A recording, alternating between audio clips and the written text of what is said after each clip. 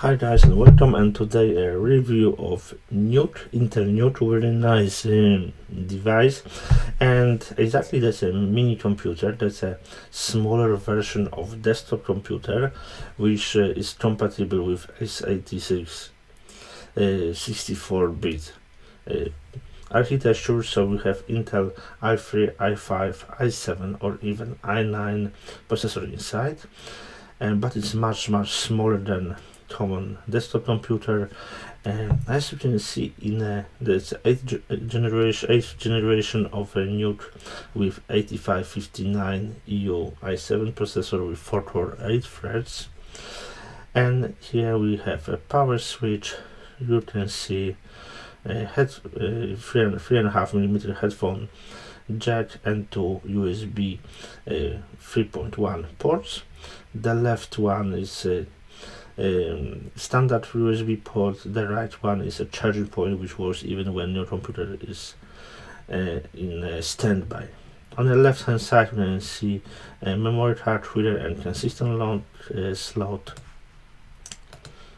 And exactly here on the back side we have a power connector, so we need to connect your power supply. This is a 19-volt power supply. With Intel up to 8th generation you need to use 80 watts power supply. In 9, 10 and 11 generation you need to use 120 watt power supply. Of course you can buy even better, the biggest power supply with that for NUC 19 volts, that's 180 watt. You can also buy it, it will be a little bigger but better, and the size of the connector is 5.5 centimeter outside and 2.5 millimeters. Sorry, what about the centimeter? 5.5 millimeter outside and 2.5 millimeter inside. You can buy the power supply really easy, it's not a problem. You have of course a HDMI connector to connect with a monitor or TV. You have a 10 gigabit per second Ethernet connector. In older version there's a 1 gigabit per second Ethernet connector. You have another two USB 3.1 connectors on the back and USB Type-C, which is compatible also with Thunderbolt. So you can use a Thunderbolt or you can use a standard USB Type-C here. So it's a great idea that we have 3 connectors on the back and 2 connectors on the front. In that,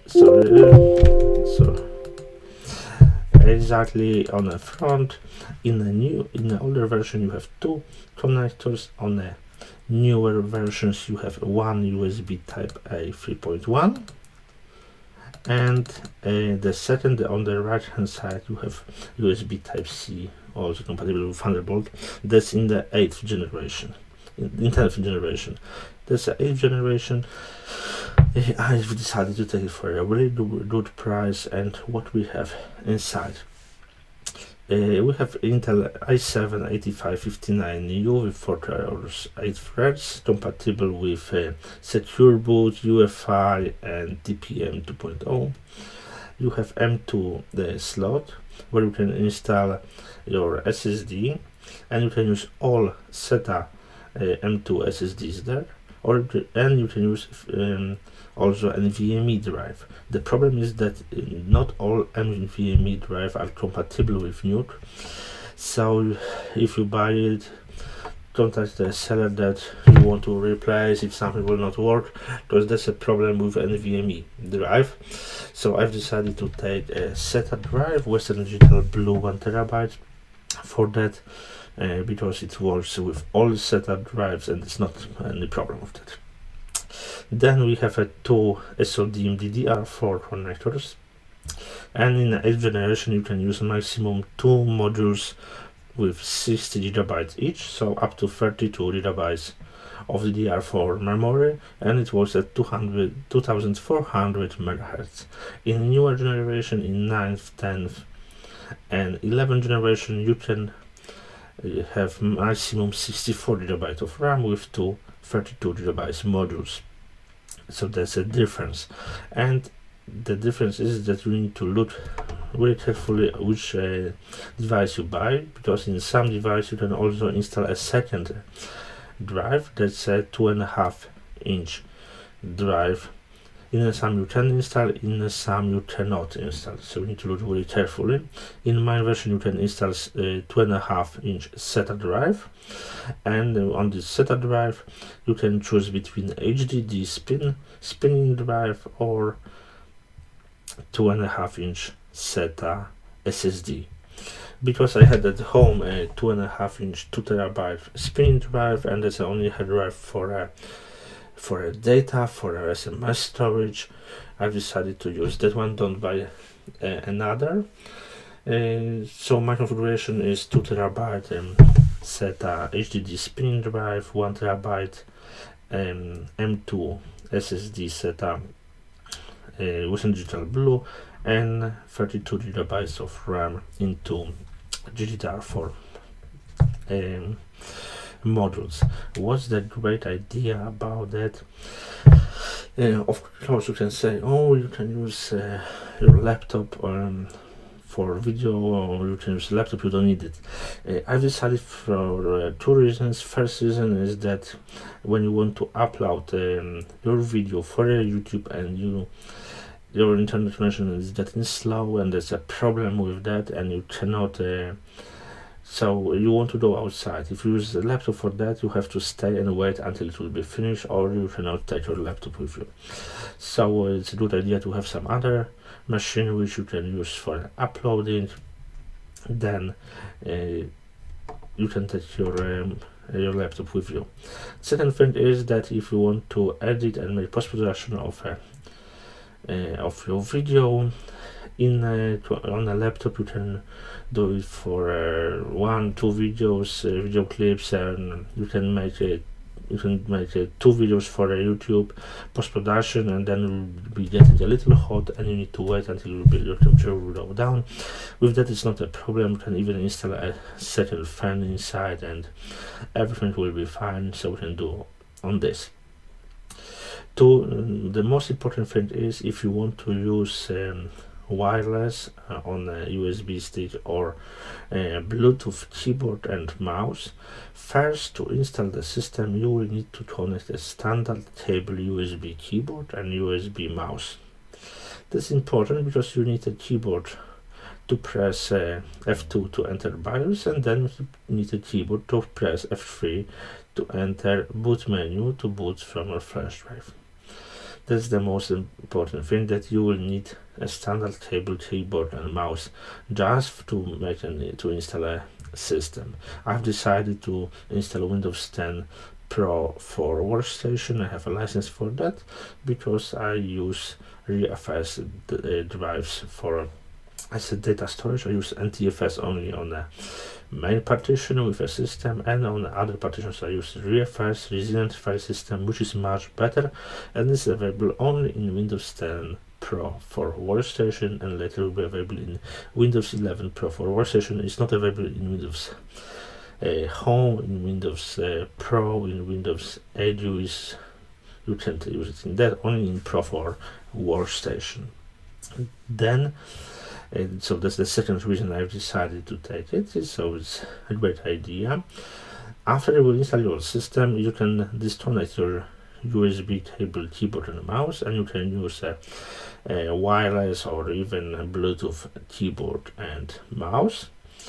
The great idea is to install another network adapter like TP-Link or some on USB 3.1 or 3.0 external Wi-Fi card, so we'll have a better conversion, more stable connection, or use a cable to connect to a network.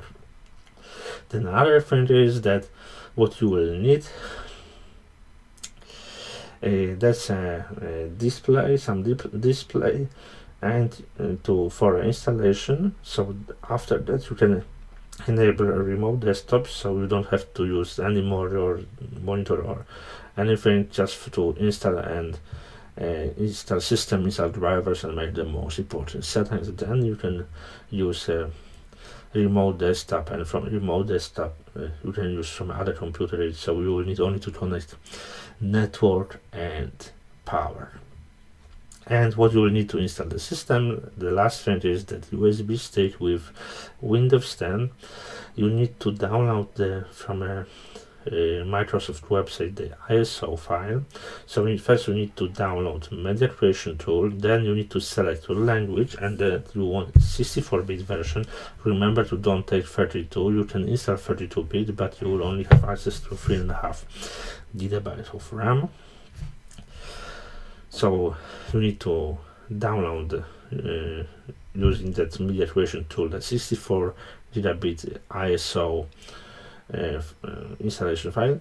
Then you will need a Rufus program. You need to connect on another computer, have that ISO file, Rufus program. Then you need to connect your USB flash drive, and when you connect USB flash drive, you will need to make a bootable flash drive using that ISO file. You need to choose GPT as a partition system, so you can choose with MBR with is compatible with legacy BIOS, but that's in a very old computers. We don't have that. We have a UEFI. We want to use secure boot. We want to use TPM. We want to use UEFI. So we need to choose GPT file system. GPT. Then in the right place, you will need to choose that you want to make it UEFI non-CSM. CSM that's compatible scheme. So it's not compatible. UEFI not CSM, and on the then file system FAT32, and then you will need to make your bootable flash drive. After that, you need to connect it to your computer, connect monitor, connect on the front on USB keyboard and USB mouse. You need to turn on computer. Press F2, go to UEFI. In UEFI, you need to check is it in a UEFI native or UEFI legacy BIOS. You need to choose UEFI native. Then you need to turn on TPM, and you need to turn on secure boot. If you will not turn on UEFI native, you will not be able to install system using that flash drive. You will need to do everything the old style BIOS system. Then you need to TPM you can enable now or later, but it's better to enable in our start. And a secure boot you need to enable when you before installation of system. If you will be disabled and you will install Windows 10, it will install. But if you want to turn on secure boot later, you will need to reinstall at the end the whole system. Other problem is that if you will install with disabled secure boot, you will not be able to upgrade to Windows 11 before you will turn on it and reinstall Windows 10. So it will make you a lot of work. So remember, UEFI native, TPM enabled, and secure boot enabled. Then you need to save your settings. When you will start booting, press F3 and then select your flash drive as a boot drive. The installation will start and you will be able to install the system. After that, you need to connect with your Wi-Fi. When you will be connected with a Wi-Fi, of course you can disconnect a USB flash drive, connect to a Wi-Fi. First, activate your system using your license code. When your system will be activated, reboot it, connect wireless keyboard and mouse. When it will start working, you can disconnect the USB keyboard and mouse. So first connect the new, later disconnect the old. When it will be done, you will need to still have your monitor connector connected. You have your wireless keyboard and mouse. You need to make configuration of remote desktop, and after remote desktop will start working, check it from other computer. If you see it works, then you can disconnect the old monitor. If you want to take your NUC with you on a travel to some hotel, hostel, or whatever, what you will need to have? You will need to have a Wi-Fi card, and you will need power supply, and you will need HDMI cable. Why? Because usually that's a problem. Just to use a remote desktop, you will need IP address, and to have an IP address you need to connect that NUC to a network. The simplest way to do this is to connect a external monitor, and then you need to have with you your wireless keyboard and mouse. You can have wireless, you don't need a USB table keyboard on that time. It can be wireless, but you need to connect.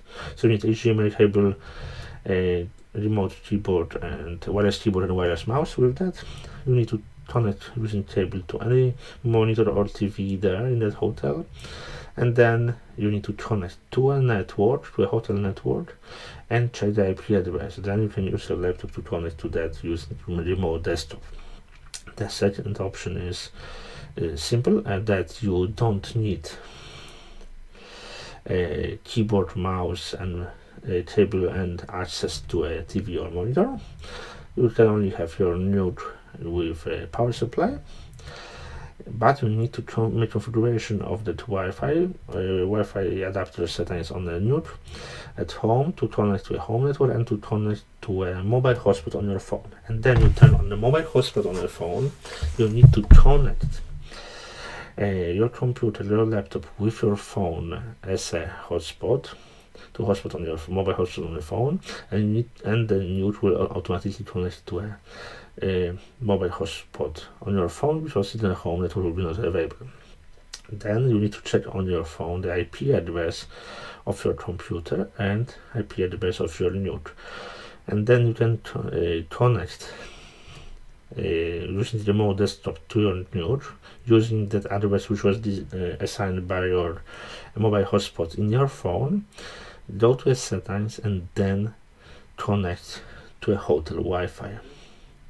After you connect to a hotel Wi-Fi, your remote desktop connection will be disconnected. You need to connect again